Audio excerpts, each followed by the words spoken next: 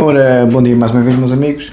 Bem, vou falar de uma coisa que o amigo Zé Luís tem insistido muito comigo para eu falar. Não insisto, que o Zé Luís é sempre uma simpatia. Um abraço para si, caro amigo. Eu tenho sempre cuidados com estas conversas nos dias de hoje, porque há muita gente doida, não é? Então o YouTube não é de confiar. As pessoas ouvem o que querem ouvir, interpretam o que querem interpretar. Enfim, o habitual quando se está a falar com gente doida ou psicopática, não é? E o amigo Zé Luís mandou-me aqui exatamente o contexto que eu tenho estado aqui a falar há muito tempo, não é? Exatamente o que eu estou a falar há muito tempo aqui do que é o processo penal, do que é decidir ou não a inimputabilidade de um arguido, não é? E é uma coisa tão complexa que, realmente até o Ministério Público se pode enganar. Se eu acho que ele se enganou, o Ministério Público português, eu tenho muitas dificuldades em achar que os procuradores se enganam, ou que os juízes se enganam. Mas enfim, poucos senhores, como vão ver pelo Código Penal do professor Pinto Albuquerque, são pessoas que sabem mais de um dedo na gente do corpo todo. Mas enfim, da natureza humana. Ora, eu tenho aqui o artigo do Observador, que é muito longo. Eu tenho aqui o artigo de Zé Luís isto, para ler isto tudo o pessoal fica a adormecer, mas pronto, vou-vos dar aqui umas ideias e pronto, vou aqui ler o artigo mais pequenino, que é de outro registro. O Zé Luís diz-me que o Ministério Público considerou o senhor inimputável por ter esquizofrenia e uma perturbação da personalidade. Voltamos sempre às perturbações da personalidade. São sempre elas que estão no problema. Porque é onde está a psicopatia, como é evidente. E a perturbação dissocial da personalidade é a psicopatia. Onde está a perturbação borderline da personalidade, que também é outra que determina muitos crimes, porque é muito agressiva. Os narcísicos são menos agressivos, por acaso. E os triónicos. Perturbação, a cluster B, como já disse aqui em vários vídeos, as Big Four, as 4 grandes perturbações da personalidade, a borderline e a antissocial da personalidade são as mais agressivas. E então, aqui foi considerado por um psiquiátrico, o senhor tinha esquizofrenia e também uma perturbação da personalidade, e pediu que fosse internado, medida de segurança, e não pena privativa de liberdade, por um mínimo de 3 anos.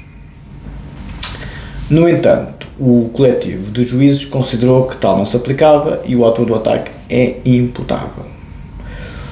Ora, o que é que diz a notícia?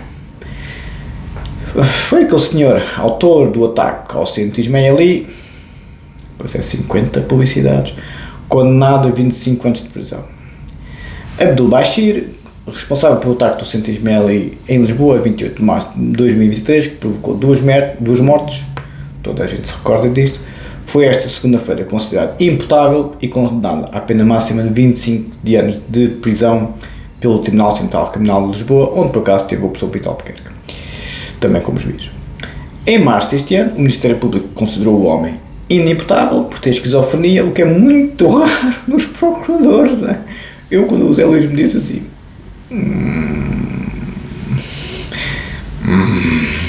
é estranho, não costumam ser assim, porque os procuradores são cancha, os procuradores fizeram, eu não vou dizer que eles erraram, eu não conheço o caso, o que eu sei é que eles fizeram o que normalmente não costumam fazer, pelo menos não faziam quando eu estava em Portugal, que é ouvir só um perito. Se eles ouviram só o perito do ponto de vista formal, o que assinou a perícia é a palavra final, se eles não falaram informalmente com outros peritos, com outras pessoas que coadjuvam as perícias, com outros especialistas, até os sociólogos, como diz o professor, o seu conselheiro, o seu juiz conselheiro Lourenço Martins,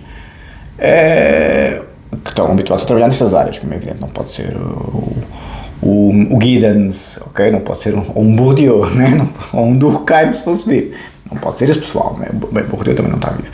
Mas o Giddens, acho que ainda está. O Giddens foi o grande sociólogo que trabalhou com o Tony Blair. Pode ter que ser uma sociologia obviamente articulado ao direito penal, né? Sociologia criminal, como se diz. Ou seja, um especialista na área, do ponto de vista informal, para se segurarem, como eu já vos disse aqui 50 vezes, que é o que eles costumam fazer, obviamente quando são mais experientes. Se confiam numa perícia, o homem assinou, está feito, e não falam com outros colegas do ponto de vista informal, acontece o que aconteceu aqui. Eu acho que o Ministério Público, coitado, ficou... Zé Luís, consegui saber qual é o nome do procurador, porque em termos de homicídio qualificado normalmente não é um maçarico. Por isso tenho algumas dificuldades em acompanhar que o procurador do Ministério Público ou a senhora procuradora fossem nabos. Nunca conheci nenhum procurador do Ministério Público nabo. Nenhum. Em várias legislações, nunca vi nenhum. São pessoas muito competentes. Mas eu acho que a culpa não foi deles, a culpa foi do perito. Não foi do perito, é psiquiatra, pá. Os psiquiatras, eu gosto tanto deles, mas... pá, às vezes. E se o Ministério Público não faz a tal intercolegialidade de perícias, ou pelo menos de conselho, do ponto de vista informal, ou seja, eles vão falar com outras pessoas do ponto de vista informal, não têm documentação nenhuma, mas do ponto de vista informal, o que é que acham deste caso? Não libertam muitos elementos, porque se tiverem segredo de justiça, se os senhores não são parte do processo, do ponto de vista formal, da barraca, mas eles perguntam de forma assim mais abstrata o que é que acha disto, aquilo e aquilo outro. Ou seja, eles fazem isso do ponto de vista informal para se segurarem se tiverem dúvidas em relação a uma perícia, normalmente do psiquiatra. Eles têm muito mais complicações que os psiquiatras, coitados, porque o psiquiatra é médico e é muito taxativo, e depois a saúde mental, quando mete as perturbações de oportunidade, é muito pantanosa, como se tem visto pela jurisprudência italiana, pela jurisprudência anglo-americana, pela jurisprudência portuguesa e alemã, que eu tenho analisado na minha tese de doutoramento em direito penal. Eu percebo muito disto, tem sido a minha vida toda e tenho muitas dúvidas, mas obviamente nas redes sociais o que se vê aqui é sempre com muitas certezas acerca disto. Ainda bem que há 20 anos que anda a estar para boa. É bom saber. Então, em março deste ano, o Ministério Público considerou o homem inimputável, baseado na perícia, não foi o Ministério Público, mas está bem, por ter esquizofrenia e uma perturbação da personalidade, e pediu que este fosse internado, medida de segurança, que o Código Penal prevê, aliás, é também uma medida punitiva, e não preso, por um mínimo de 13 anos. No entanto, o coletivo de juízes considerou que tal não se aplicava e que o autor do ataque é imputável e tinha consciência dos crimes que estava a praticar. Lembro-se do que eu digo na minha tese de doutoramento, a capacidade de querer entender e de entender da jurisprudência italiana, é aqui que está. Ou seja, consciência dos crimes é capacidade de entender. Entendem? Não é capacidade de querer é o livre-arbítrio. A capacidade de entender é a consciência da ilicitude. Na leitura do acórdão, o Presidente do Coletivo de Juízes justificou a decisão do Tribunal com a perícia de um psicólogo forense, não foi psiquiatra, foi psicólogo forense, que fosse sustentada pela prova produzida e que é discrepante da do médico psiquiatra que tinha sido invocada pelo Ministério Público nas alegações finais. Ou seja, foi um psicólogo contra o psiquiatra, parece o caso do Renato Seabra. Os psiquiatras de Bellevue tinham dito que o Renato Seabra, infelizmente, assassinou da forma que sabemos que aquele senhor, não é? Como é que ele se chamava?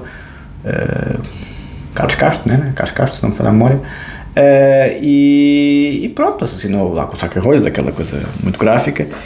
E os psiquiatras de Bellevue, que ele foi avaliado em Bellevue, um hospital psiquiátrico muito conhecido em Nova Iorque, foi avaliado, e os psiquiatras, 20 ao que parece, número redondo, consideraram um homem inimputável, e houve um psicólogo, o verdade seja dita, com formação psicanalítica, que foi a tribunal e conseguiu persuadir o juiz, noutro registro presidencial, de que o homem era imputável. E foi essa a tese que vingou, e foi a mesma coisa aqui com este senhor. O Ministério Público, baseado no psiquiatra, os Bellevue desta vida, dizia uma coisa, e o juiz, o coletivo, porque um homicídio qualificado é sempre coletivo, baseou-se na perícia de um psicólogo forense, parece-me craque, que dizia o inverso. Ora, vamos lá analisar o pormenor. O arguido não tinha qualquer doença que no momento da prática dos factos lhe condicionasse a sua vontade, livre-arbítrio, capacidade de querer, ou que, como diz a jurisprudência italiana, ou que o fizesse não perceber o que era certo ou errado, que é a capacidade de entender, consciência do ilícito. E por isso mesmo o tribunal entendeu que era imputável. O tribunal aplicou assim a pena máxima, que é de 25 anos, considerando-o responsável de 7 dos 11 crimes que estava acusado, 2 crimes de homicídio agravado, 6 crimes de homicídio agravado de forma tentada, 2 crimes de resistência e coação subfuncionária e ainda um crime de posse de arma proibida. Embora admitido que Abdul Bashir tem traços de psicopatia, voltamos sempre ao mesmo, a magistrada argumentou que este não matou indiscriminadamente e só não abandonou silenciosamente o centro ismaili após o crime, porque a vítima mais nova chamou a atenção de outras pessoas quando gritou ao ser esfaqueado em 3 momentos distintos. A juiz-presidente defendeu que o arguido atuou num quadro de raiva e não de defesa de uma suposta conspiração que disse acreditar existir contra si, da qual não há indícios. Depois as vítimas falam e tal. O arguido alegou que regiu legítima defesa e que existia uma conspiração para o matar. E a defesa do cidadão afegão pugnou igualmente pelo seu internamento, enquanto que a humanitária das famílias das vítimas alegou que o homem tinha consciência dos seus atos e apelava à pena máxima. Entre os peritos também havia divergências, voltamos sempre ao mesmo. Lembram-se das 3 perícias completamente divergentes que deu origem a esta jurisprudência italiana, que eu vos tenho falado nos últimos vídeos. 3 psiquiatras, também um homicídio qualificado, todos a discordar. O psiquiatra que acompanhou o autor do ataque no hospital de prisão disse em tribunal que Abdul Bashir pois foi como os outros psiquiatras de Bellevue, pois foi. Ou seja, os psiquiatras de Bellevue que acompanharam o Renato Seabra disseram o mesmo em tribunal, e este senhor psiquiatra também estava a acompanhar o Abdul Bashir no hospital de prisão, e disse em tribunal que Abdul Bashir não tem consciência de que precisa de tratamento e de que tudo aconteceu num quadro associado à esquizofrenia. Já o psicólogo forense, nomeado pelo Instituto de Medicina Legal, também no meio mais psiquiatras, mas hoje em dia a coisa está a nivelar, contesta esse diagnóstico e considera que o réu terá simulado sintomas esquizofrénicos. Craca, concordo plenamente que há muita simulação de psicose em homicídio qualificado.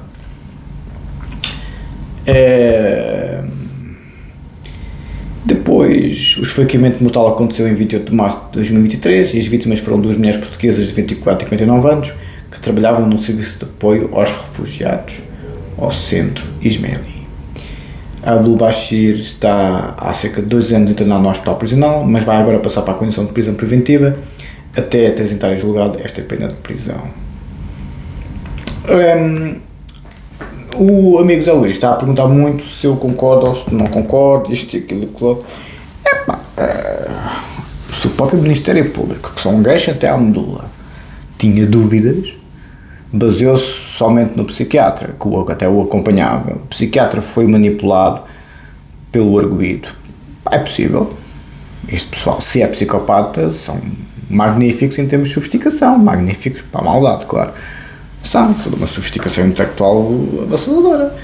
A mim, acho esquisito como é que o homem não tinha intenção de cometer qualquer ilícito quando sai de casa com um facão para matar porcos, não é? Quer dizer, então, mas quem é que vai para um centro de refugiados com um facão daquele tamanho? Não é? É como o outro que foi lá no elevador, o tal da jurisprudência italiana, que, pronto, sai para ir desligar um mecanismo hidráulico, o elevador fazia barulho, e vai com uma arma. Quem é que vai de madrugada desligar um mecanismo do elevador com uma arma? Isto para o resto. A mesma coisa é este senhor foi para um centro de refugiados onde estava a ser ajudado pelas raparigas, uma rapariga e uma senhora, com um facalhão de todo tamanho, que foi a arma do crime. E depois estava quase a tentar sair subrepticiamente do local do crime se não fosse os gritos da outra senhora?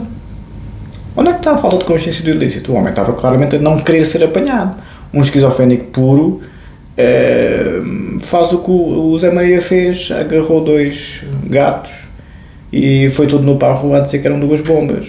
Isso é que é o esquizofrénico puro. Às vezes vê-se na rua uma pessoa a correr toda nua e a dizer que está a ser perseguida pelos extraterrestres e fala com o Nosso Senhor Jesus Cristo, aquela coisa toda, não é? É discurso direto. Mas o que aqui configura, não conheço o caso, estou só a especular, é que realmente os juízes estiveram muito bem em confiar noutra perícia, porque a perícia psiquiátrica foi claramente insuficiente e pouco fundamentada. O Ministério Público parece-me, não sei se houve inexperiência ou pressão política. O amigo Zé Luís diz-me pressão política. É possível, mas eles são muito refratários a isso, porque este caso foi muito mediático, como agora os refugiados, os imigrantes e tal, é uma grande polémica. Poderia estar a haver por parte do sistema uma proteção do homem por ser imigrante, por ser refugiado, afegão, podia, mas é muito raro, nunca vi isso acontecer no Ministério Público. À minha frente nunca vi, eu se visse denunciava, mas é possível que tenha havido uma pressão política. Se o procurador é próximo do PS, faria, não sei quem é o procurador, nem a procuradora, não sei, do que conheço deles, nunca faria uma coisa dessas, nunca fariam.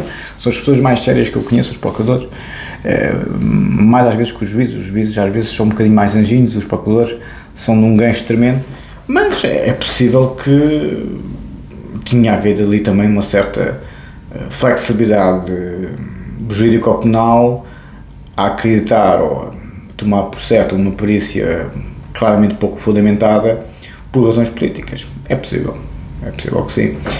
O juiz teve-os no sítio. É muito raro um juiz ir contra o Ministério Público neste contexto. Muito raro. Muito raro. É espetacular. Por isso, sim, parece-me bem. 25 anos de cadeia para uma pessoa que mata 2 pessoas, acho muito bem. Se é inimputável.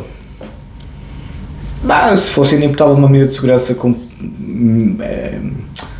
pena, com medida de segurança privativa de liberdade, mínimo 3 anos, mas provavelmente iria lá ficar 25 anos. O que costuma acontecer é que a medida de segurança é proporcional à medida da pena, normalmente, privativa de liberdade, ou seja, ele não ficaria só 3 anos num hospital psiquiátrico, provavelmente acontecia a mesma coisa que aconteceu com o John Hinckley, not compared, claro, ficaria lá o máximo que a lei prevê, e o máximo que a lei prevê são 25 anos.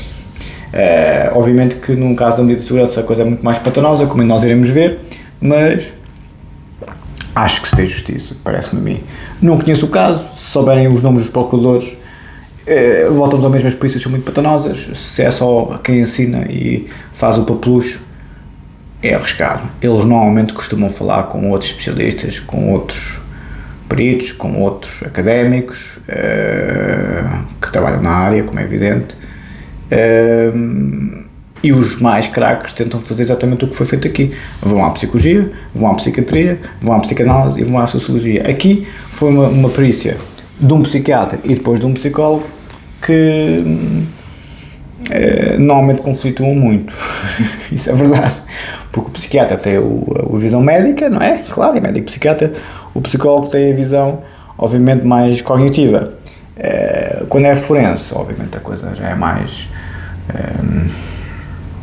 complexa.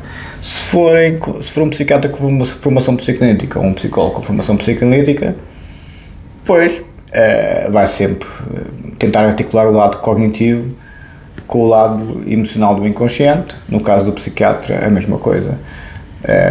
Basicamente, há pouca diferença nesse aspecto quando tem formação psicanalítica, porque normalmente a formação psicanalítica, o santo grau é o inconsciente, estão a ver? Sejam psiquiatras ou psicólogos, normalmente vão sempre lá atrás, mas depende muito da escola de pensamento do autor, que é do clínico, depende muito se são velha guarda ou não, depende muito de como foram formados e treinados. Já viram que na psicanálise e na psiquiatria e na psicologia clínica e forense, e Jesus Maria do Céu, já tenho explicado aqui infinitamente as escolas de pensamento, as formas de trabalhar em diferentes legislações, a necessidade de se ter conselho formal e informal, a necessidade de não se limitar a um documento escrito por um perito, mas os procuradores terem que falar com outros colegas de outras áreas, académicos, especialistas ou mesmo peritos. Obviamente, do ponto de vista informal, não podem libertar muitos elementos, porque está em segredo de justiça normalmente. Se não acontece o que aconteceu com o coitado do procurador aqui do Ministério Público, que viu ser humilhado quase em praça pública quando o juiz diz: não, vai para a cadeia 25 anos, e eles esperam 3 anos de medida de segurança. Ou seja, o procurador fez figura de parvo. Coitado, na minha perspectiva, sem intenção nenhuma, porque evidentemente estava a fazer o trabalho dele, não é? Ou dela, mas foi induzido em erro. Se foi erro, não sei, parece-me que sim, porque os juízes normalmente são muito cuidadosos com estas coisas. Voltamos para a tese, exatamente neste contexto. Tínhamos ficado no controle idóneo das escolhas conscienciosas frente a motivos antagonistas, exatamente o que acabámos aqui de falar no outro vídeo. Com efeito, começando a concluir, como iniciámos a nossa, isto é a minha tese altamente direito penal, que eu estou a falar exatamente disto.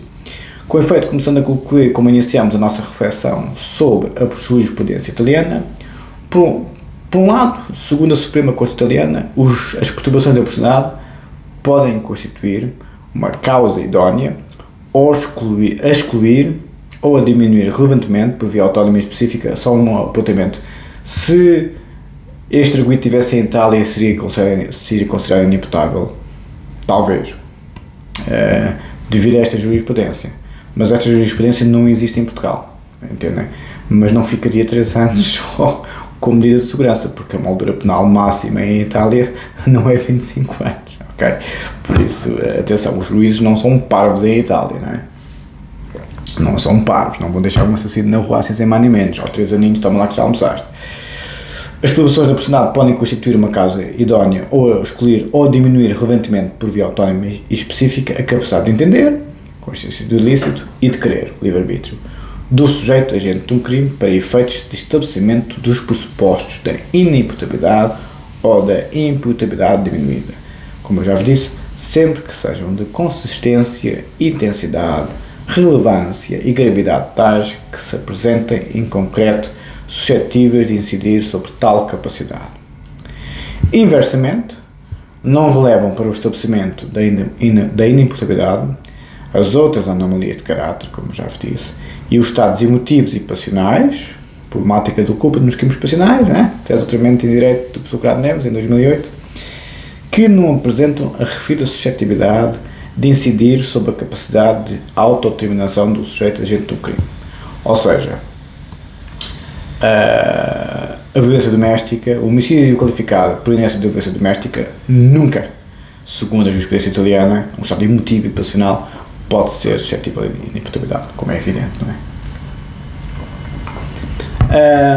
Por outro lado, tanto a capacidade para avaliar a ilicitude do facto, que é a capacidade de entender, ou se determinar de acordo com essa avaliação, a capacidade de querer, ou seja, livre-arbítrio, a que se refere o artigo 20 do nosso Código Penal, o português, ou a capacidade de entender ou querer, previsto no artigo 88 do Código Penal italiano, bem como a capacidade para entender a ilicitude do facto ou de se determinar em conformidade com esse entendimento, contemplada no parágrafo 20 do Código Penal alemão, correspondem a formas normativas de conteúdo equivalente, ou seja, exatamente a mesma coisa no Código Penal italiano, no Código Penal português e no Código Penal alemão, exatamente a mesma coisa.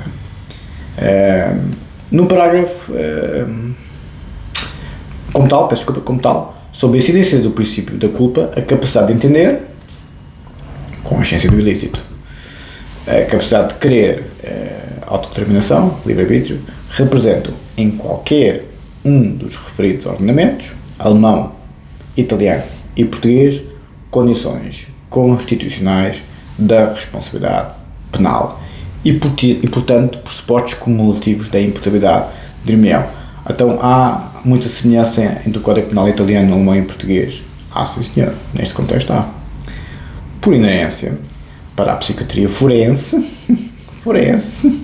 não a clássica, não a generalista, a capacidade de entender acaba por subsistir quase sempre fora das psicoses. Quase. Sempre que não, estou a parafrasear, sempre que não se verifique uma destruição interpretativa do tipo psicótico, isto é, quando o horizonte intelectivo e crítico não se encontra drasticamente limitado por uma insuficiência mental ou um processo degenerativo cerebral, um Parkinson, um Alzheimer, esse tipo de coisas. É difícil aceitar que um sujeito não se dê conta do facto que está a cometer. Como diz Centonze, é um autor muito conhecido em termos de processo penal italiano, a imputabilidade, o vício da mente, ou trazido do italiano, e a perturbação da personalidade, em Revista Italiana de Direito e Processo Penal, 2005, páginas 264, 265. Entendimento com o qual concordamos inteiramente, como temos vindo a demonstrar, e depois eu acrescento em nota de rodapé, nomeadamente no que concerne à psicopatia, a qual, no nosso entendimento, subsiste por completo fora da psicose e de qualquer patologia mental. O que me parece que foi o que este psicólogo forense disse ao tribunal. Está bem, tem traços psicóticos de esquizofrenia, está bem, mas a psicopatia está fora da patologia mental, tem consciências socializados. Obviamente não é assim tão linear nem tão simples, mas voltamos ao mesmo, é que e essa psicopatia é equiparada a uma psicose endógena ou mesmo exógena, lá está, o jugo da inimputabilidade vem muito rapidamente e depois as pessoas ficam, mas é inimputável, não é culpado? Não é culpado do ponto de vista justiça-penal, mas é responsável ainda do ponto de vista da lei, como é evidente. Não seria que isto aqui fosse a Dona Joana, não é? Já sobre a capacidade de querer, ou seja, sobre a existência e a medida do espaço de liberdade, a capacidade de querer, livre-arbítrio, sobre a existência, autodeterminação, se quiser, sobre a existência e a medida do espaço de liberdade autorregulativa de um determinado indivíduo, ou seja, que se autocontrola, não é? No preciso momento em que cometeu o crime, aquilo que se entende poder ser dito, com sólida fundamentação científica, é de veras escasso. Ou seja, a jurisprudência italiana, brilhante, focaram-se muito no que o professor Figueiredo Dias há muito tempo se focou na sua tese de doutoramento. O problema da consciência de ilicitude, que é a tese de doutoramento do professor Figueiredo Dias. Ou seja, o livre-arbítrio, a autodeterminação, a capacidade de querer, estamos sempre há séculos e séculos de volta disto. Como eu digo aqui, o que pode ser dito com sólida fundamentação científica é escasso. Onde nós podemos incidir é onde a jurisprudência italiana incidiu, na capacidade de entender, na consciência do ilícito. O senhor que fez o que fez no Centro Ismaelita sabia o que estava a fazer ou não sabia? Sabia. Tinha livre-arbítrio, tinha autodeterminação para agir em conformidade de acordo com a lei. Pois isso há séculos e séculos e séculos que estamos a tentar perceber onde é que o livre-arbítrio começa e onde é que o livre-arbítrio acaba. Eu vou para o Leibniz, como sabem, o livre-arbítrio e o serve-arbítrio, mas é uma questão muito delicada filosoficamente e juridicamente. Mas é obviamente que os senhores estão cheios de certeza, os senhores aqui nas redes sociais têm que mandar um e-mail para o professor Pintal, porque é que não, tenho aqui a solução. Eu sei tudo sobre isto. Vocês são todos uns totós os senhores são todos uns totós nos últimos 5.000 anos. Não é 5.000, mas é quase. A doutrina psiquiátrica forense italiana é mesmo defendida, para concluir, vou para o Código Penal do professor Pinal Albuquerque, de iuro condendo, eliminação.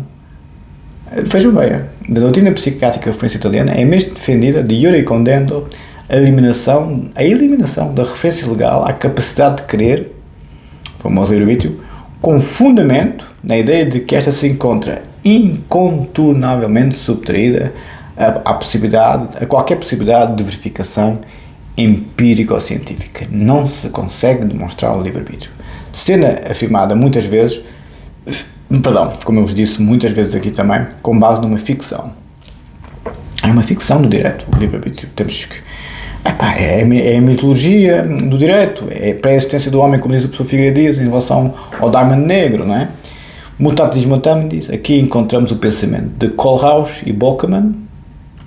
Esta ficção é necessária à sobrevivência do direito penal como um pressuposto indemonstrável que é acolhido a prioristicamente, ou seja, é independente da experiência, ou então como um princípio normativo aceito pelo direito positivo para legitimar, de um ponto de vista formal, a distinção entre sujeitos imputáveis responsáveis e sujeitos não imputáveis irresponsáveis, mas ainda, obviamente, responsabilizados pela lei. Com isto concluo, Sobre a proposta de eliminação, isto está em nota, sobre a proposta de eliminação da dogmática penal italiana da referência à capacidade de querer, o livre-arbítrio, conferir o acordo da Suprema Corte de Cassação, secção Unidade Penal, sentença de 25 de janeiro de 2005 a 8 de março de 2005. Espetacular! Vamos para o professor Pinto Albuquerque um bocadinho. É só saúde. Vamos para a introdução à quarta edição. Página 17. A quarta edição do comentário surge 5 anos após a terceira. Isto é o comentário do Código Penal, como sabem, à luz da Constituição da República e da Convenção Europeia dos Direitos Humanos, sexta edição atualizada, Paulo Pinto Albuquerque. Ou seja, o Código Penal, anotado pelo professor Pinto Albuquerque, são 25 teses de doutoramento. Vocês vão ver. E lá está, e voltamos ao mesmo. Não existe melhor que isto em Portugal, nos dias de hoje. A comentar o Código Penal, bem, a não ser que o professor Porfírio Dias faça um comentário ao Código Penal, mas não existe melhor jurista no ativo do que o professor Pinto Albuquerque, no meu entendimento. Mas é lá Rafael da Amadora como professor, como tal, está a elogiar o seu Rafael da Amadora de estimação. Aliás, voltamos sempre ao mesmo, ou são os melhores dos melhores ou os piores dos piores. E eu tenho a certeza absoluta que o professor Pinto Albuquerque é tão bom porque ele sabia que se não estudasse como um cão e que não fosse o craque dos craques, o establishment nunca o colheria a 100%, porque ele é Rafael da Amadora, não veio das grandes famílias juristas, não veio das grandes famílias aristocratas, e então, exatamente como eu, teve que ser o craque dos craques para chegar lá acima. E chegou, como desta parte também eu cheguei. Mas enfim, por isso os invejosos, à vontadex, os craques, quem se são, diz-me com quem andas e é quem és. Ele também pertence ao grupo de professores de Direito e Processo Penal Jorge Figueiredo Dias, tal como eu. O professor Pinto Albuquerque é o meu colega. Bem, estou só lá no grupo, né? Eu não sou o professor bem junto de todos. Quem não era amigo que ele fosse o meu colega. Este é um dos sábios dos sábios. A Lei nº 39 de 2016, de 19 de dezembro, que aprova a 41ª alteração ao Código Penal. 41ª alteração ao Código Penal. Aprovado pelo Decreto-Lei nº 482, de 23 de setembro. Transpõe a Diretiva 2014/62 União Europeia, do Parlamento Europeu e do Conselho, de 15 de maio de 2014, relativa à proteção penal do euro e de outras moedas contra a contrafação, e que substitui a decisão quadro 2000/383 JAI do Conselho, que altera os artigos 255 e 266. A Lei nº 8 de 2017, de 3 de março, que estabelece um estatuto jurídico dos animais, alterando o Código Civil, aprovado. Estou a ficar sem bateria. Vou só ler metade porque isto é longa. Estou a ficar, já está a começar a pescar. Estou a estragar. Porque eu deixo sempre o telemóvel descarregar até ao fim, como sabem. Por isso é que fica sempre a mesma coisa.